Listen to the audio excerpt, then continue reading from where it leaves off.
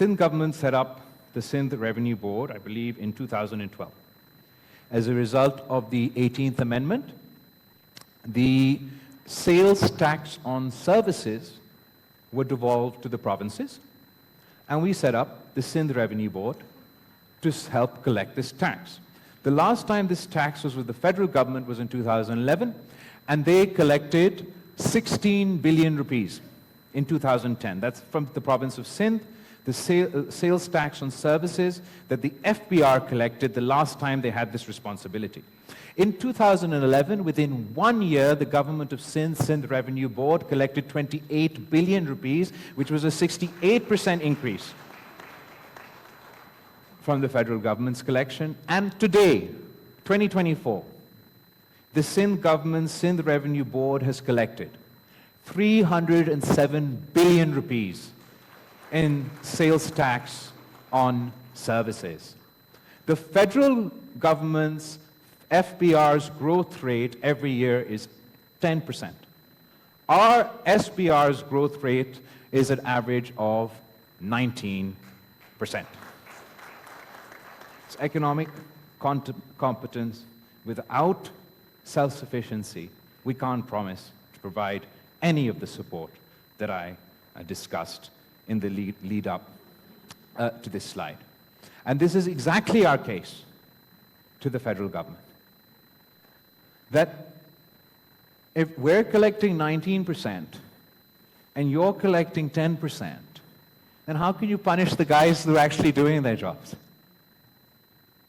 We offer, as an obviously if the federal government is facing issues of fiscal space, economic challenges, as a patriotic Pakistani, the problems of Islamabad are my problems as well. I want to help them address these issues. But their solution, cutting the NFC share, taking back from the provinces, doesn't solve the problem.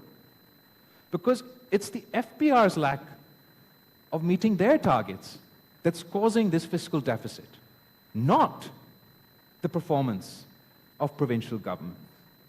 And we have a solution. I've shown you that when you devolved the sales tax on services, Sindh government's SBR outperforms all the provinces and the federal government. But the FBR is outperformed by the Punjab Revenue Board, by the Pakhtunkhwa Revenue Board, and the Balochistan Revenue Board. So why should Balochistan, Sindh, or Punjab, or KPK suffer if Islamabad can't do its job? Our proposal is that the federal government still collects the sales tax on goods, and not according to my reports. According to independent observers, there's 3 trillion rupees more that they could collect in the sales tax on goods today from across Pakistan that they're not collecting. So our solution to the federal government's challenges with fiscal space that we want to solve is that don't devolve the tax to us, but devolve the collection of the tax to us. We will collect this tax for the federal government. They can set us the targets. Like their last collection for sales tax on services was 16, so whatever their last collection from Karachi today is, set that as a target for the Sindh government. Whatever their last collection for the sales tax on goods for the city of Lahore is, set that as a target for the Punjab government. And we will collect these taxes for you. We will collect higher taxes for you and give it to you so you can meet your fiscal needs, address your fiscal gap. If we fail, I mean, this is the level we're going to. If we fail to meet your targets, then punish me. Then deduct from my provincial pool to make up for the gap in the tax that I failed to collect for you.